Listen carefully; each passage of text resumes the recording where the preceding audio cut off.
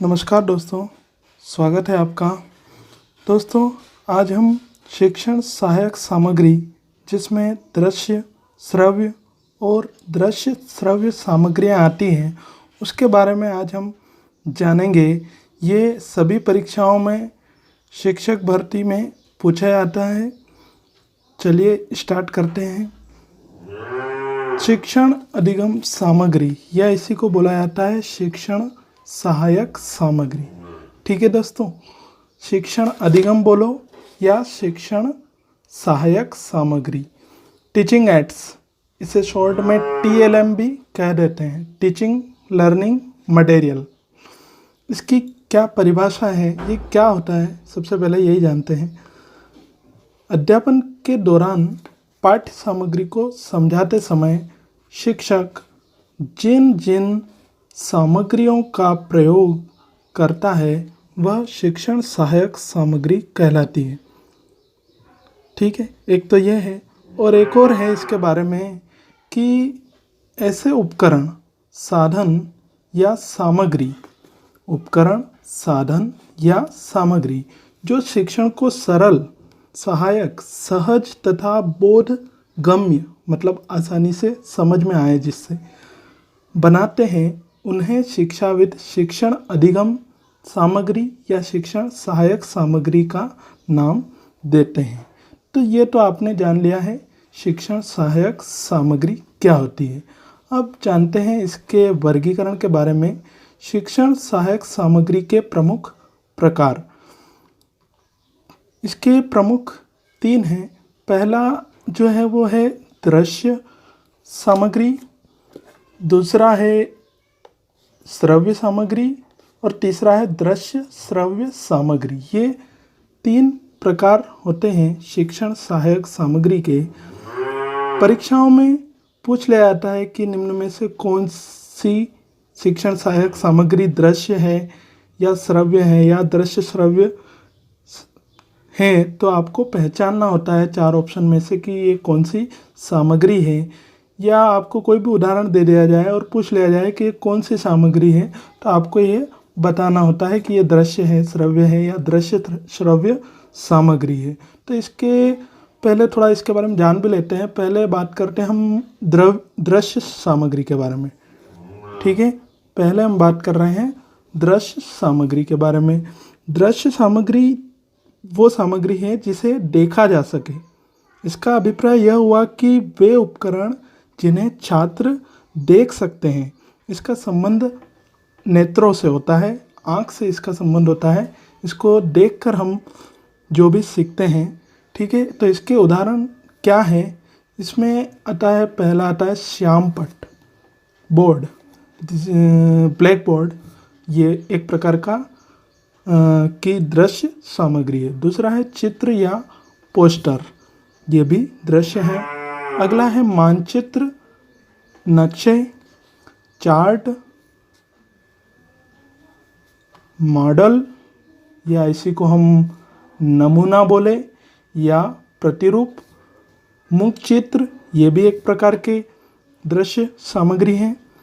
चित्र विस्तारक यंत्र, सूचना पट्ट, नोटिस बोर्ड या इसी को हम बुलेटिन बोर्ड भी कहते हैं, ये भी एक प्रकार की दृश्य सामग्री है। वास्तविक पदार्थ, जो भी जिसके बारे में समझा रहे हैं उसका वास्तविक पदार्थ ले लिया, वो भी बच्चों के लिए दृश्य सामग्री है। आप रेखा चित्र की बात करें, ये भी फ्लैनेल बोर्ड, ये भी इसी के अंतर्गत आता है। फ्लैनेल बोर्ड, इसमें भी कुछ वाक्य लिखने होते हैं, उस प्रकार से ये एक बोर्ड होता है, उस पर 10 वाक्य किसी भी एक टॉपिक पे लिखे हुए रहते हैं, उसको हम फ्लैनेल बोर्ड कहते हैं। तो वो भी इसी के अंतर्गत आता है दोस्तों। अगला है संग्रहालय। संग्रहालय भी इसी के अंतर्गत हैं। प्रक्षेपण, प्रोजेक्टर, जिसमें आपके ओवरहेड प्रोजेक्टर OHP, ये एक प्रकार का दृश्य सामग्री है। पत्र पत्रिकाएं, जितने भी समाचार पत्र हैं, ये भी एक प्रकार की दृश्य सामग्री। संदर्भ पुस्तकें, पाठ्य पुस्तकें, एटलस व ग्लोब को ले लें आप, तो ग्लोब एक प्रकार के दृश्य सामग्री है। स्लाइड्स और फिल्म स्ट्रिप, ये सभी उदाहरण किसके हैं? दृश्य सामग्रियों के हैं। तो ये सभी आपको याद होना चाहिए कि ये सभी क्या हैं?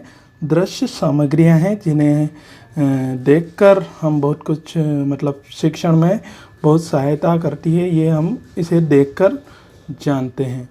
ठीक है दोस्तों, अब हम बात करते हैं श्रव्य सामग्री के बारे में। श्रव्य सामग्री जो होती हैं उन्हें हम सुनकर, छात्र इसको सुनकर इससे ज्ञान प्राप्त करते हैं। इसका संबंध श्रवणेंद्रियों से होता है, मतलब कानों से इसका संबंध होता है। ये श्रव्य सामग्रियाँ कहलाती हैं।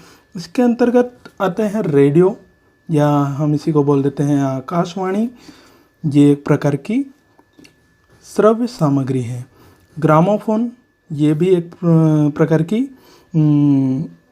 श्रव्य सामग्री है। ये रेडियो की ही भांति यह शिक्षण का प्राचीन माध्यम है। लिंग्वा फोन भी होता है, ये भी एक प्रकार का रेडियो की भांति ही एक उपकरण है, जिसमें छात्रों के अशुद्ध उच्चारण को शुद्ध करने में काफ़ी मदद मिलती है। तो ये तीनों लगभग मिलते जुलते हैं, रेडियो, ग्रामोफोन और लिंग्वा फोन। तो ये तीनों श्रव्य सामग्रियाँ हैं। टेलीफोन भी श्रव्य सामग्री है। टेप रिकॉर्डर, आपने कुछ आवाज़ रिकॉर्ड कर रखी, उसको सुना रहे हैं, तो वो एक प्रकार की श्रव्य सामग्री। भाषा प्रयोगशाला, ये भी श्रव्य सामग्री के अंतर्गत आता है। स्टीरियो रिकॉर्डर और टेलीफोन, वार्ता और मानव स्वर, तो ये सभी आपको उदाहरण इसके भी याद रखना है कि श्रव्य सामग्रियाँ, ऑडिटरी एड्स, ठीक है, श्रव्य सामग्रियों को ऑडिटरी एड्स और दृश्य को विजुअल एड्स कहते हैं। तो ये सभी उदाहरण आपको श्रव्य सामग्रियों के याद होना चाहिए। ठीक है, अब बात करते हैं हम दृश्य श्रव्य सामग्री, ऑडियो विजुअल्स एड्स, जिसमें दोनों आ जाते हैं। दोनों मतलब प्रकार से आप इन उपकरणों का संबंध छात्रों की आँखों व कानों दोनों से हैं। इसमें दृश्येंद्रिय एवं श्रवणेंद्रिय दोनों का एक साथ प्रयोग करके छात्र ज्ञान प्राप्त करते हैं। उन्हें हम दृश्य श्रव्य सामग्री, नाम में ही आ रहा है, दोनों दृश्य और श्रव्य, मतलब आँखों और कानों दोनों का उपयोग होता है। तो इसके उदाहरण क्या है ये भी अच्छे से समझ लें। इसमें आता है टेलीविज़न, इसी को हम दूरदर्शन भी कहते हैं। अगला है चलचित्र, सिनेमा टॉकीज हॉल में जो देखते हैं, चलचित्र सिनेमा, ये भी दृश्य श्रव्य सामग्री है। नाटक एक प्रकार की दृश्य श्रव्य सामग्री है। कंप्यूटर या हम लैपटॉप लें, ये भी एक प्रकार की दृश्य श्रव्य सामग्री है। आगे इसके और भी हैं, मल्टीमीडिया प्रोजेक्टर भी इसी का मल्टीमीडिया प्रोजेक्टर जो होता है वो दृश्य श्रव्य सामग्री के अंतर्गत आता है।